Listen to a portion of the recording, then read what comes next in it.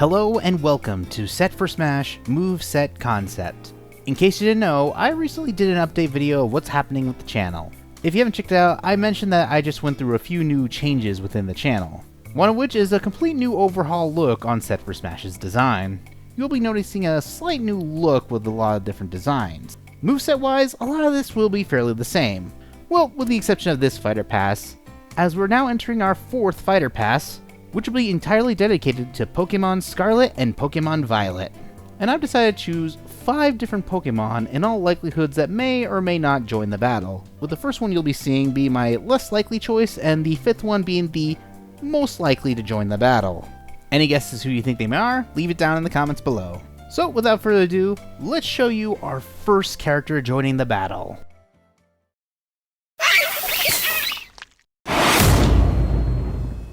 For our first of 5 Pokemon characters, it's none other than Grafaiai. Grafaiai is known as the Toxic Monkey Pokemon. Grafaiai is also one of the first Pokemon to ever have a Poison Normal typing, revealed back in late August of 2022 as one of the new Pokemon that specializes in painting its territory. Being of course referencing the Ai, a species of lemur. In all honesty, I can only see Grafaiai really working as an assist character, but throughout my entire playthrough of Pokemon Scarlet, Grafaiai has been actually my go-to partner throughout my journey, that I feel like it would be unjust if I didn't really let him join the battle. Though Grafaiai isn't the first official poison type in Smash Bros., he will be using his poison-based typing more useful than Ivysaur. So let's see if Grafaiai can leave his mark in Smash Bros. With the details out of the way, I want to actually start off by mentioning this throughout the rest of these moveset concepts with Fighter Pass number 4. I will not be talking about the series symbol or the victory theme for the franchise, mostly because that has fairly stayed the same throughout the entirety of the franchise as a whole.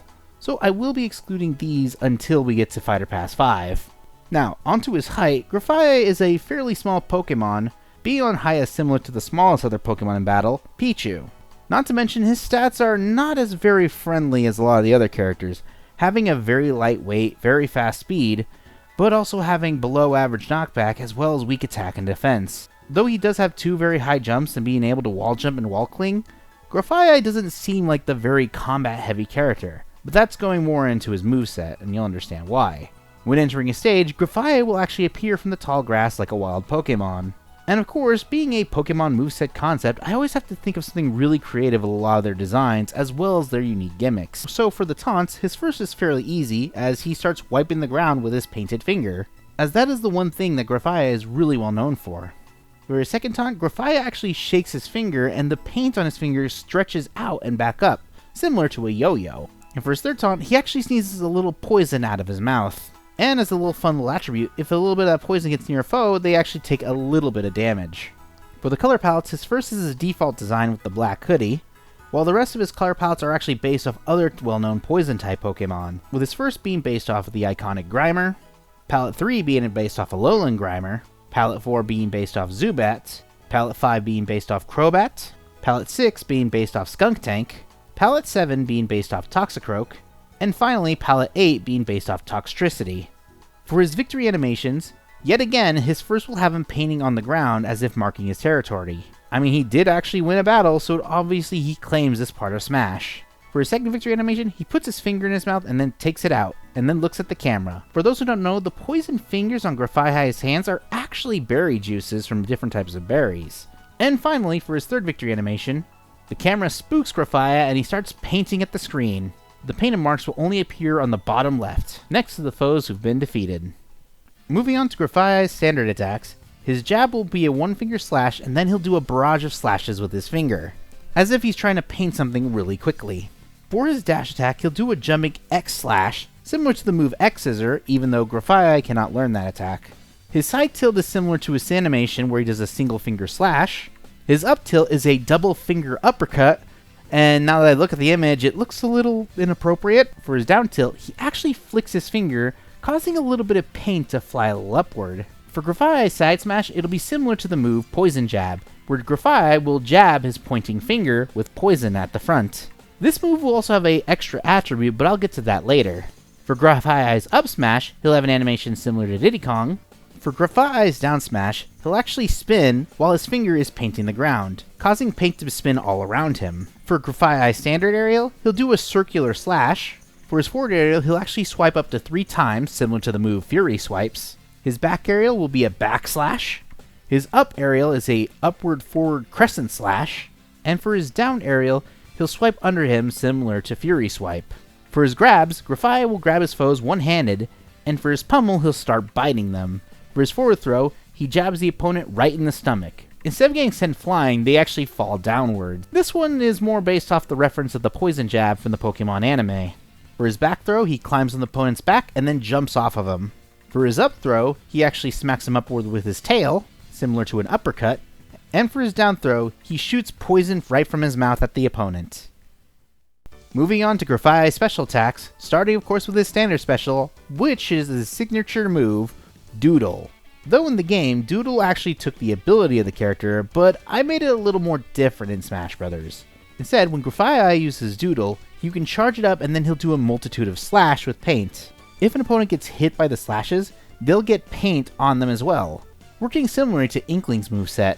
For the Kirby hat, Kirby will actually have the Grafaiai hoodie with the ears as well as its hair.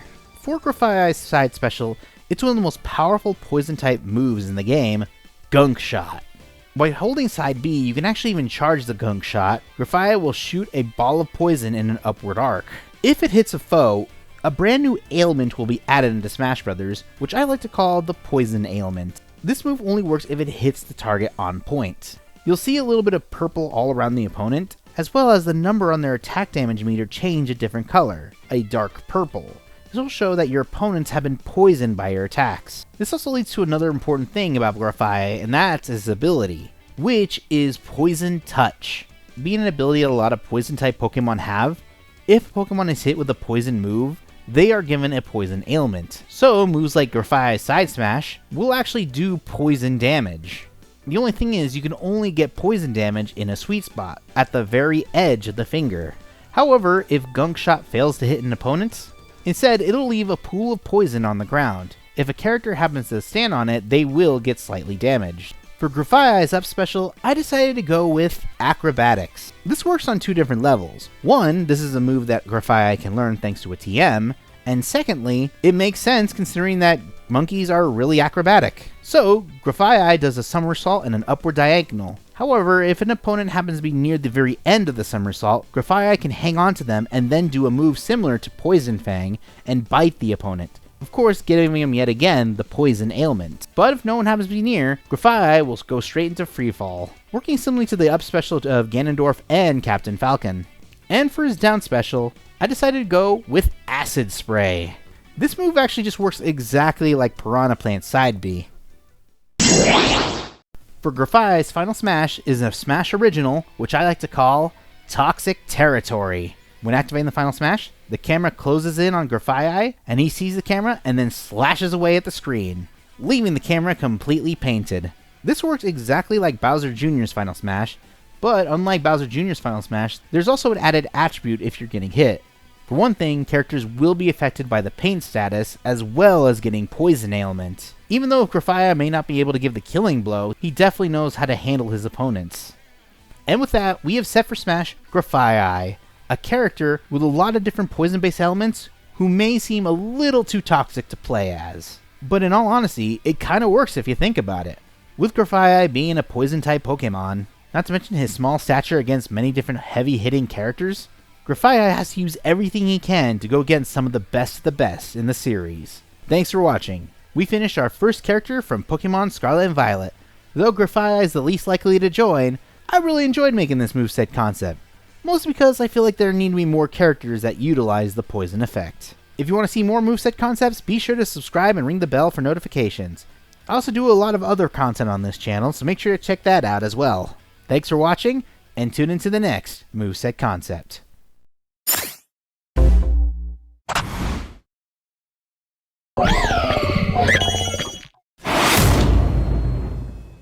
Hello and welcome to Set for Smash Moveset Concept, and today is our second character of Fighter Pass 4, and the Pokemon I've chosen is Iron Valiant. Iron Valiant is known as the Paradox Pokemon, a Pokemon that comes from another timeline, and clearly a merger between the two Pokemon, Gardevoir and Gallade. I did want to include a Paradox Pokemon that represented the future, as I can already think of a good idea for a Paradox Pokemon from Pokemon Scarlet. Not to mention, Iron Valiant you can consider the pseudo-legendary of the Paradox world.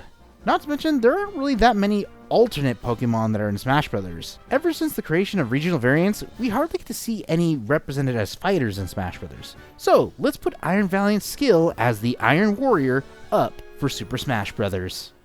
Beginning with the details, Iron Valiant is a surprisingly tall character, with heights equal to, if not slightly higher, than Rosalina. Stat-wise, the fact that it's made of pure metal definitely makes it a heavyweight fighter, having above average speed and high attack. Not to mention his knockback and jumping ability is also above average. The only real weakness Iron Valiant has is actually having low defense, as well as having no other types of movement options. When entering a stage, Iron Valiant will appeal from a time hole from a Master Ball and then be summoned to battle.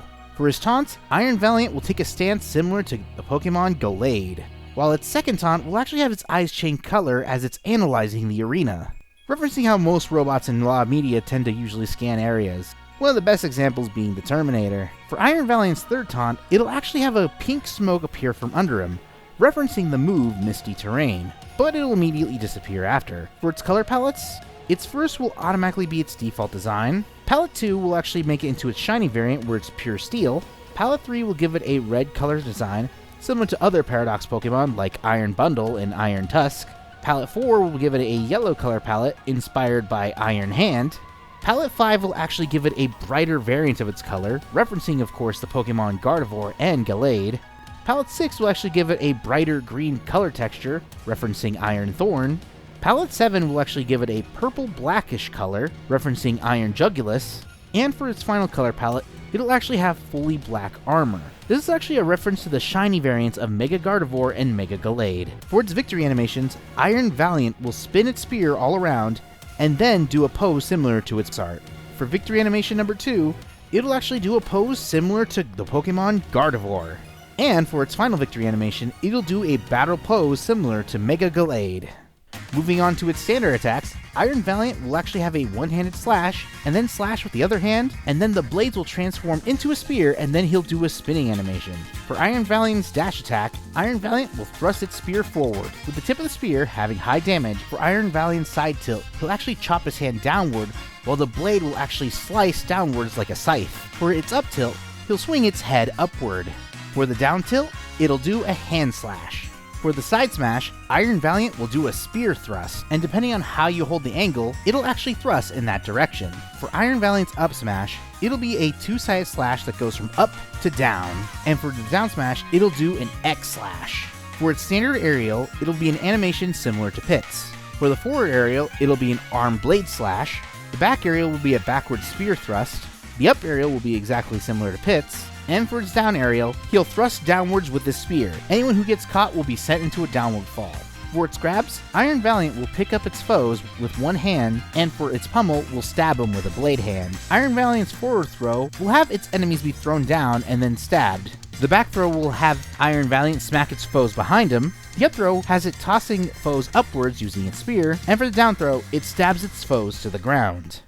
For the special attacks, Iron Valiant's standard special is the psychic move, Psycho Cut. When activating this move, Iron Valiant will swing one of its blades from its hand out of its body in front of him and shoot right back at him, working similarly to Cloud's standard special. But you can only use it one at a time, as Iron Valiant only has 2 blades. For the Kirby hat, Iron Valiant will actually have the headpiece while having robot eyes. For Iron Valiant's side special, it's the fairy type move, Spirit Break. Iron Valiant will do a powerful spear thrust. If in contact with anything at the tip of the spear, there will be an explosion. Sort of like a quicker version of Charizard's side special without any recoil damage. But if you use this attack in the air, Iron Valiant will go in a downward diagonal.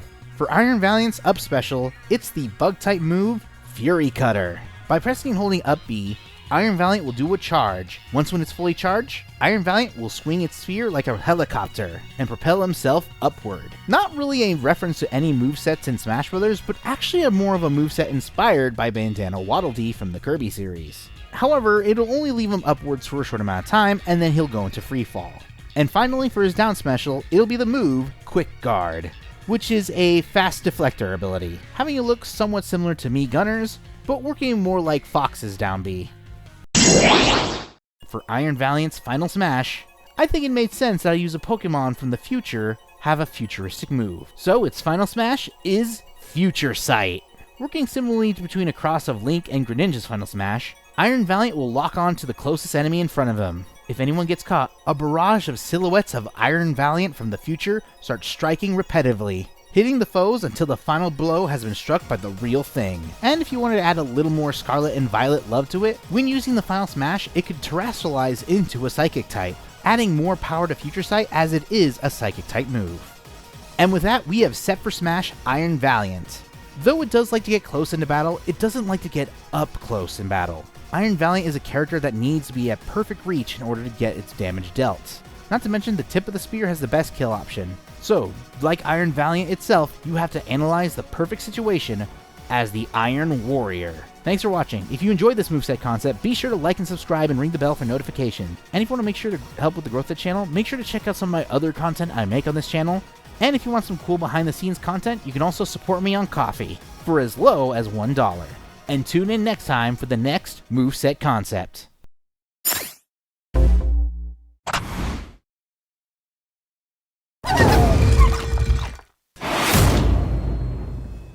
Hello and welcome to Set for Smash Moveset Concept, where we look at video game characters and how they would work in the Super Smash Bros. Series.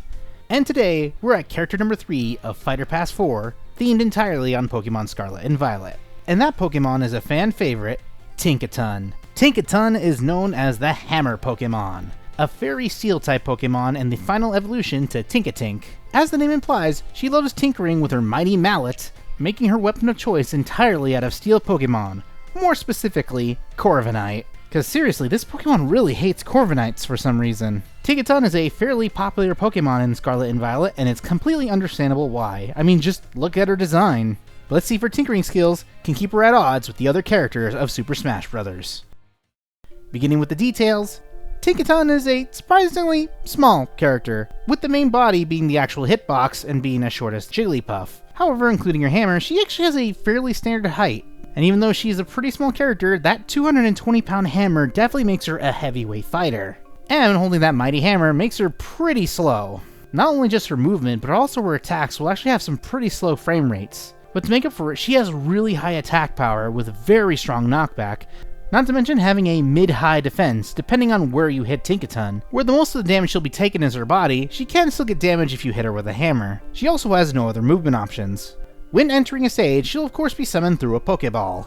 For her taunts, for her first taunt, she'll actually do her battle cry as shown in the in-game animation. Taunt number 2 will actually have her hand up, making her look like she's on lookout, probably looking for some Corviknights. And for her third taunt, she'll actually spin her hammer in a circle in front of her, and then put it back on her shoulder. For the color palettes, I actually decided to go with a unique take this one. Of course, with her standard default design, it's actually her hammer that'll get a different color palette. With the first color palette having an armor color similar to Corviknight, palette 2 having its shiny variant, which is pretty rusty, and the rest of her color palettes will actually be based off other steel-type Pokemon, with her third color palette giving her a gray hammer, inspired by the Pokemon Skarmory, color palette 4 giving her a red hammer, based off Paldea's Orthworm, a pure steel type, color palette 5 being blue, inspired by Probopass, color palette 6 being purple, inspired by Reverum, color palette 7 will actually give her a bright green hammer, inspired by a fan favorite steel type, Metagross, and color palette 8 will give her a gold hammer, inspired by Goldango.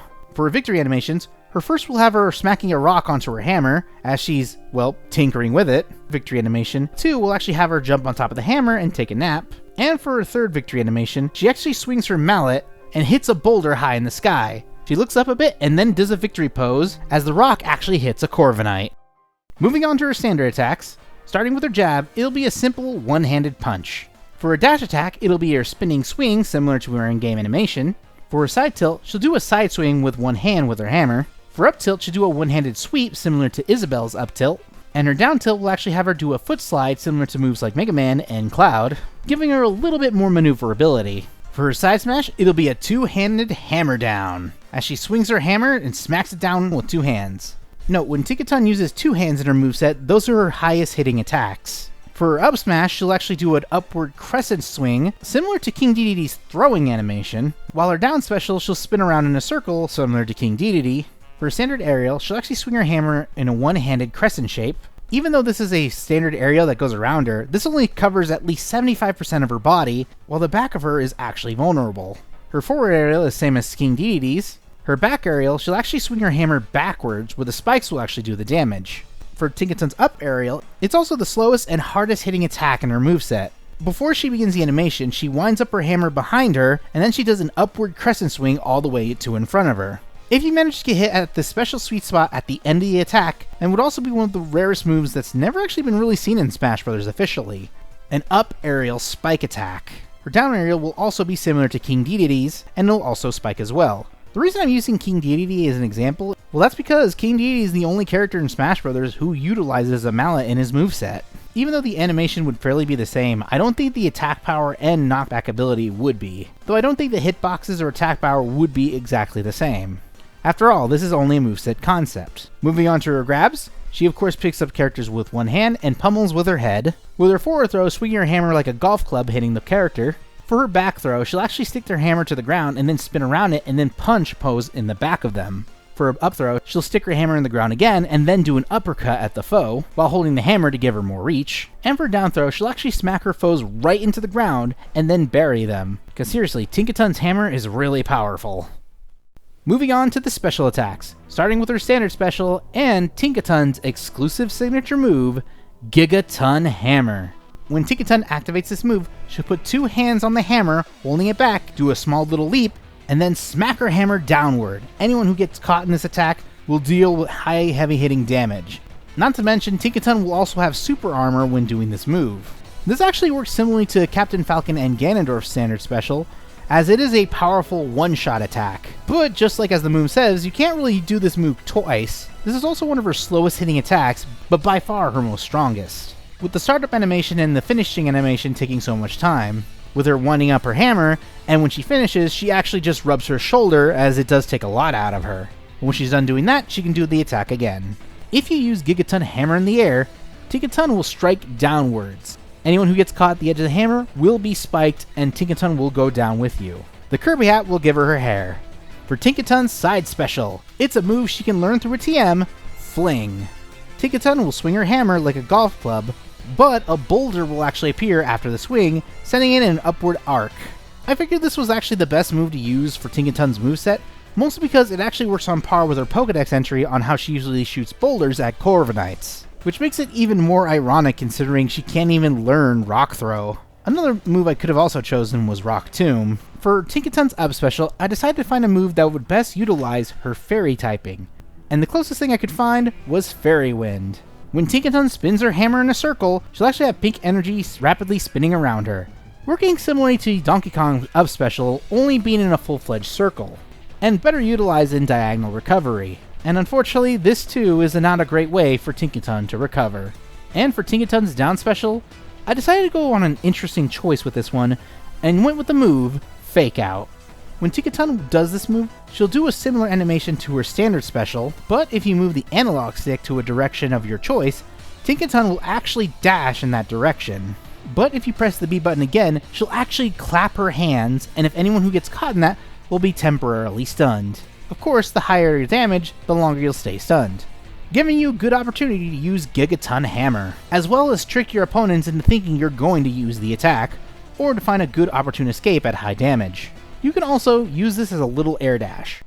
For Tinkaton's final smash, I call the move Tinkaton Ultraton Hammer. This will be a Smash Original final smash, as Tinkaton will actually summon a powerful version of her old hammer, completely crafted by herself, and if anyone who gets hit by it will be sent into a barrage of attacks with her powerful hammer, getting hit again and again by her multitudes of massive mallet meltdowns, with the final strike causing the hammer to explode, having her to revert to her original one, sending her opponents flying. And with that, we have set for Smash, Tinkaton, a definite fan favorite in the Pokemon community, but considering we don't know when the next Smash Bros. Game will come out, and in fact whether or not it'll include Pokemon from Paldea, we could even see Tinkaton appear as an assist Pokemon just to get that representation. Though she is small in size, she definitely will pack a wallop. After all, big things come in small packages. Thanks for watching! For more moveset concepts, be sure to subscribe to my YouTube channel, and for more information on my content, be sure to follow me on Twitter. And if you want to support the channel and get your name at the end of the credits, you can support me through Ko-fi. But until then, tune in to the next moveset concept.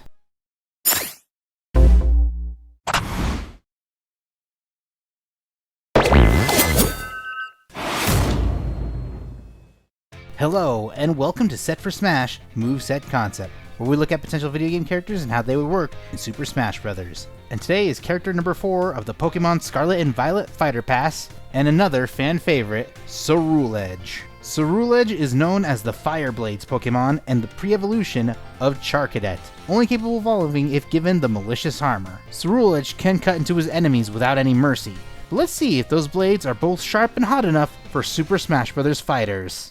Beginning with the details, Ceruledge would actually have a height on par with Marth, as he would have an above average height amongst other fighters, being an adult-like, and thanks to its heavy armor that it wears, would be a mid-heavy character. Even though he is slightly heavier than the average fighter, both his speed, defense, and jumping ability would be below average. Not to mention he also has a pretty average knockback power. But what really makes Ceruledge a threat is his high attack power. As the blades on his body do emit flames, they're also very damage heavy. He's also capable of wall jumping. When entering a stage, he'll of course always come out of a Pokeball. For his taunts, his first will actually have him sharpen his own blades with his own hands, sort of like how a chef always sharpens his kitchen knives with his other knives. For his second taunt, he'll actually extend his blade at the foe and intimidate them, as if saying, "I'm coming for your soul next." I should also let you know that Ceruledge is also capable of extending and retracting his blades. And for his third taunt, he'll do an animation similar to his pre-evolution, Charcadet. For the color palettes, his first is his default design, while his second color palette will be based off his other variant Pokemon, Armarouge, an alternate evolution exclusively to Pokemon Scarlet. Palette 3 is actually based off another popular Ghost-type Pokemon, Spiritomb. Color Palette 4 is a no-brainer for a design, being another Ghost Sword, Aegislash. With Color Palette 5 actually was a little more unique with this one, giving him a color palette based off Magearna, to go with the idea that he is an Armored Knight, and Magearna could be like an Armored Princess. Color Palette 6 is actually based on both the color types of the evolutions of Misdreavus and Mismagius. Color Palette 7 is based off another armored warrior of the Paldea region, King Gambit, the final evolution to Poniard. And Color Palette 8 is based off the legendary sword Pokemon, Zacian. For his victory animations, his first will have him slashing his hands around and then doing a victory pose.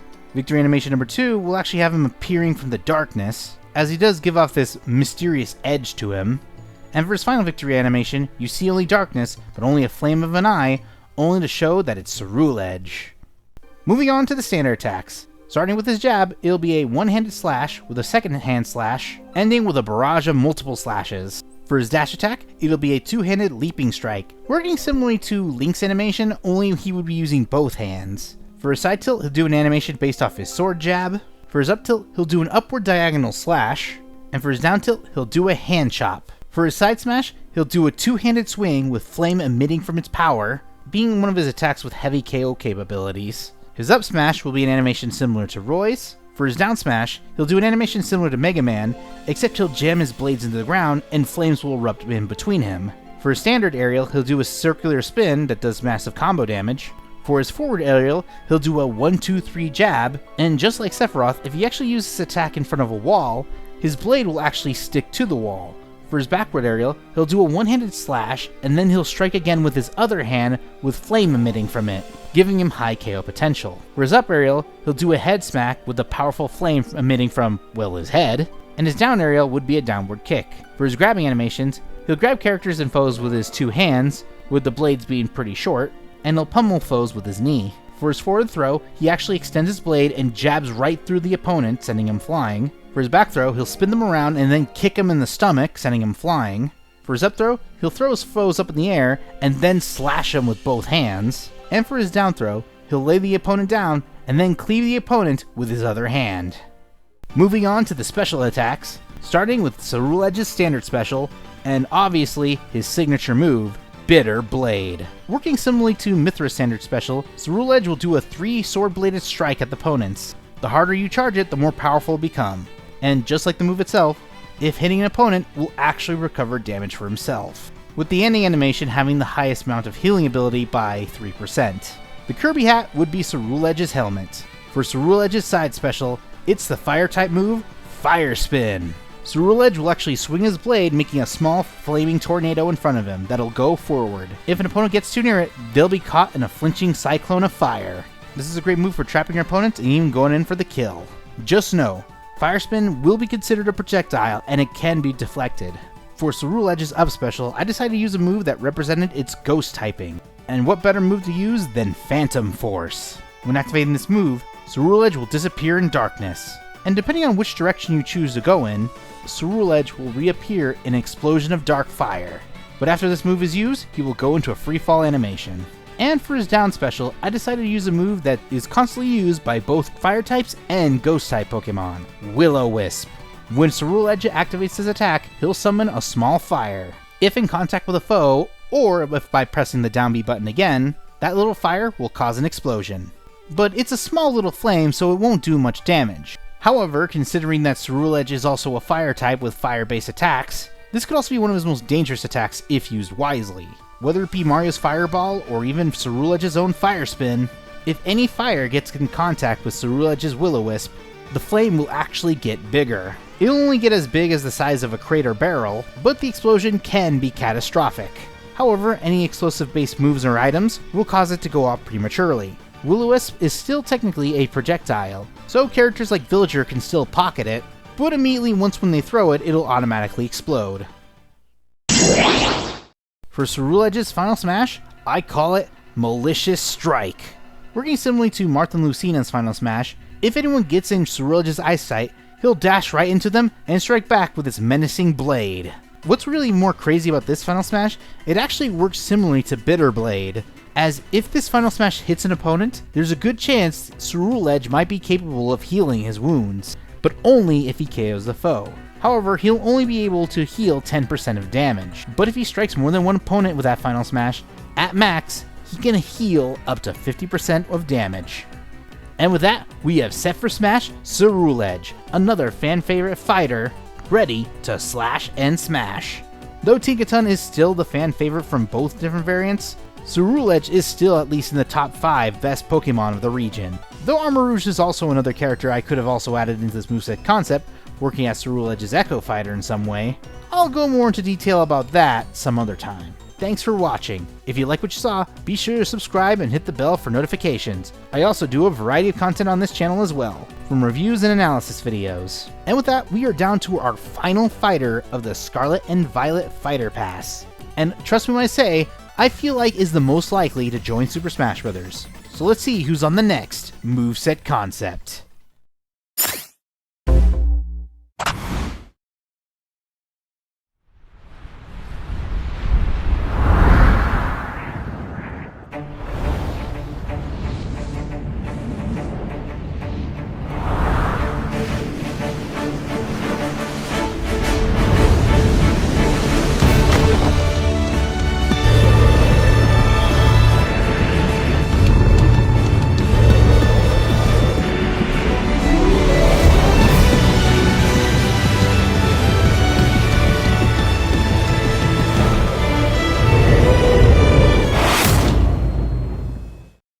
Hello, and welcome to Set for Smash Moveset Concept, where we look at video game characters and how they would work in Super Smash Bros. And today is our final character of Fighter Pass number 04, the Pokemon Scarlet and Violet theme. And it makes sense that we end off with the most likely character to join the battle, Koraidon, and his Echo Fighter, Miraidon. Koraidon and Miraidon are the legendary Pokemon of the Scarlet and Violet titles, with Koraidon representing Scarlet and the Paradox Pokemon of the past, and Miraidon being the Paradox Pokemon from the future. I mean, it's literally in their names, as Karai and Mirai both mean past and future, the words Don being at the end of their name, representing dinosaurs, and of course being a play on words for the word Ride-On, as you literally ride on these legendary Pokemons. As unlike Pokemon generations from the past, you actually get the legendary Pokemon at the beginning of the game, and you take them with you on your journey. Even though that most legendary Pokemon are usually the face of the title, you don't really get to see them till the very end of the game, and their inclusion to the story is a little bit hit or miss. Mostly miss. But the past is in the past, but let's see whether or not they can join Super Smash Bros. In the future.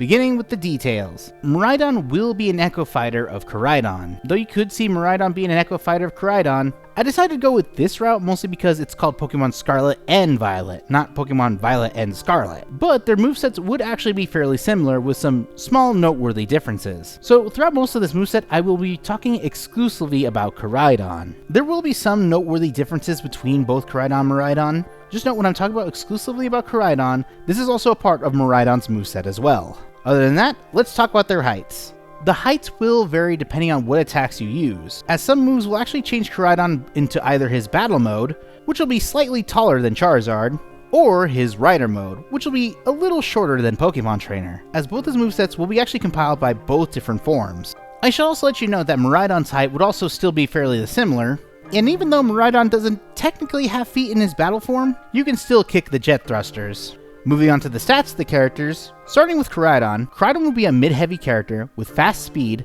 below average attack, average defense, above average knockback, and 2 high jumps. However, compared to his Echo, Miraidon, all of his stats in weight, speed, defense, and jumping ability would actually be on equal footing. However, Miraidon will actually have an above average attack power compared to Koraidon's below average, while Miraidon's knockback power is actually below average compared to Koraidon's above average. Both Pokemon are also capable of wall jumping and clinging onto walls. For both Koraidon and Miraidon's special ability, when making this Paldea Fighter Pass, I've been getting a lot of comments about a specific ability I excluded from their movesets, as it is one of the new major gimmicks of the region. But now is the perfect time that I actually talk about this unique ability, mostly because I didn't want to sound like a broken record with the previous fighters, but the ability would fairly be the same all around. And that ability, of course, is Terastallizing, or Terastallization, or just Terastallize, a strange phenomenon in Paldea where Pokemon transform into a specific Terra type that adds a lot more attack power based on the typing it wields. And yes, Koraidon Miraidon will have this ability as well. As you can see on the top right of their character icon, Koraidon and Miraidon will actually have a Terra meter, and depending on how many attacks or how many times they get attacked, that meter will gain energy. Once when the meter is full, it'll actually start glowing. And to activate the Terra typing, you press R and then press the B button, working similarly to how Inkling refills ink in Splatoon. When you activate Terastallizing, it'll do the same animation as in the game, and the transformation itself will actually have a hitbox. When Terastallization activates, Koraidon and Miraidon will get a boost of attack and defense. Some attacks will even give Koraidon and Miraidon super armor. Just note you still take damage, and if you get hit enough times, you'll lose the Terastallization. And unlike other special meters, you can only gain Terastallization again once when you lose a stock, working similarly to how it's used in Pokemon Scarlet and Violet. When entering a stage, Koraidon will fly into the arena, similar to how he flies into Paldea in the beginning of the game. For Koraidon's taunts, his first will have him in his battle phase and then do a mighty roar, similar to his in-game animation. For his second taunt, he'll be in ride mode and he'll perk his head up a little bit, thinking that he smells a sandwich nearby.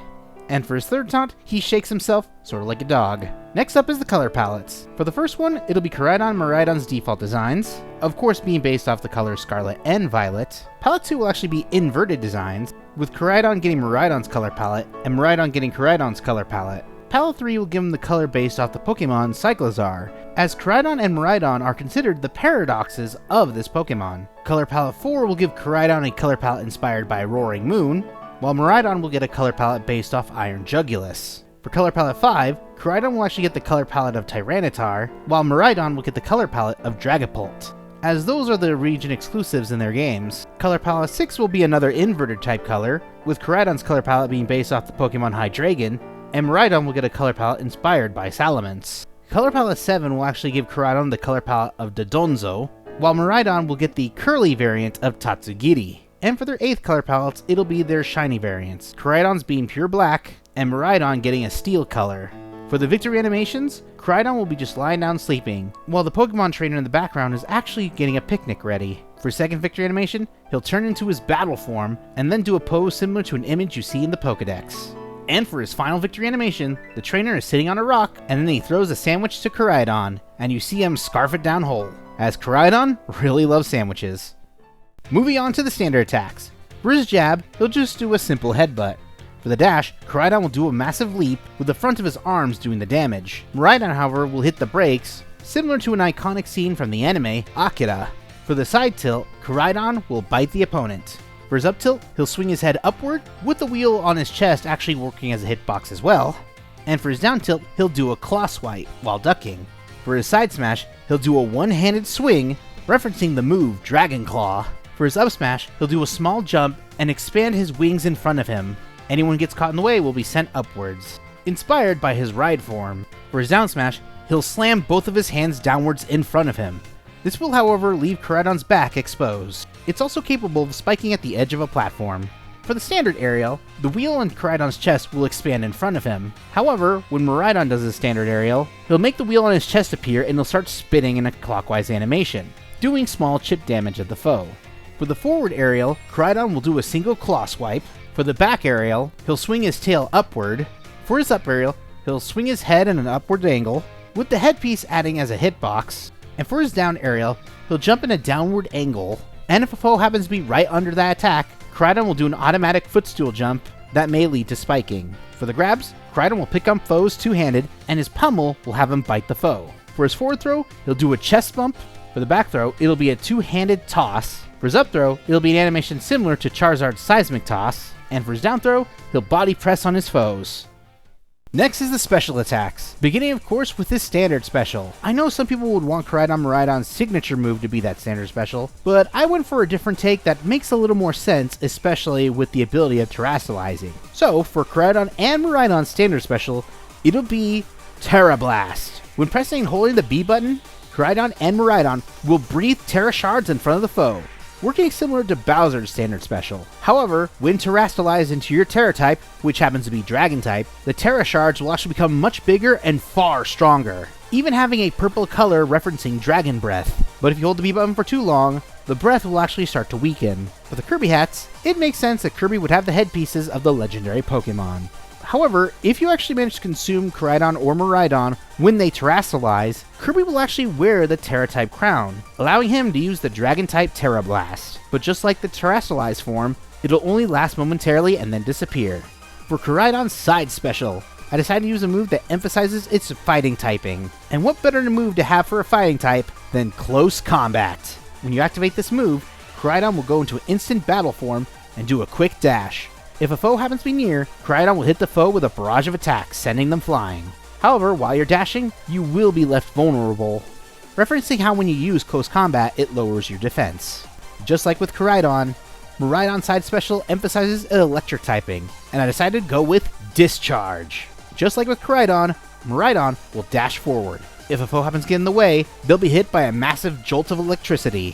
When terastallized, Koraidon Miraidon will obtain super armor during this attack. For Koraidon's up special, it makes the most sense that would be its signature move, Collision Course. By activating your up special, Koraidon will fly upwards in the air. If you press the B button twice, Koraidon will roll into a ball and strike down in a downward angle. If he hits the foe towards the ground, this will have massive knockback ability.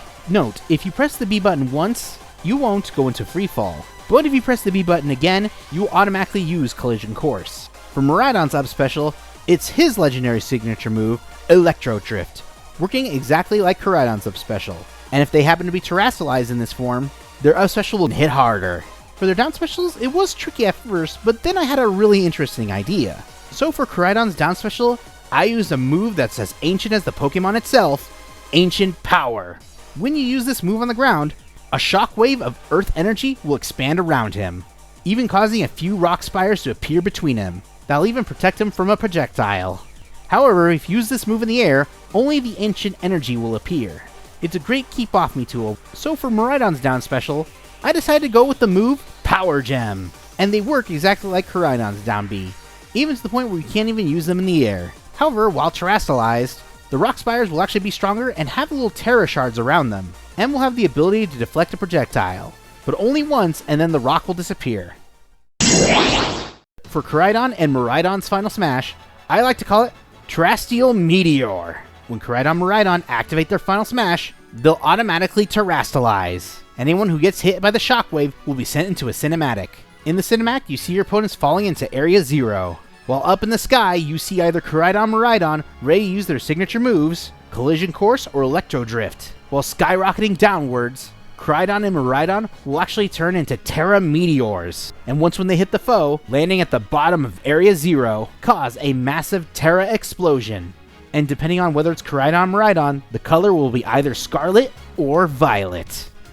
And with that, we have set for Smash both Koraidon and Miraidon, the faces of Pokemon Scarlet and Violet. I'm not gonna lie when I say, even though the game itself is a buggy mess, and Game Freak has yet to solve any of that problem whatsoever, there's no denying that the Pokemon designs in this are fantastic. to the point where it was actually really hard for me to choose one Pokemon for this moveset concept from this region alone. As much as I'd love to see these Pokemon join the battle, and some I haven't even made moveset concepts for, if there's any Pokemon I feel like deserves a spot in Smash Brothers, that definitely represents Pokemon Scarlet and Violet. It's one of the rare occasions I'll say it's the legendary Pokemon themselves. Thanks for watching, and with that we are done with Fighter Pass 4 of Set for Smash. As per usual, we'll be taking a break to get things ready for Fighter Pass 5, and if you want to see that, make sure to subscribe and ring the bell for notifications. You can also support the channel by donating to my Ko-fi. And don't forget to check out a lot of my other content here on YouTube, whether it be reviews, a look back on obscure content, or my streams. But until then, tune in to the next moveset concept for Fighter Pass number 5.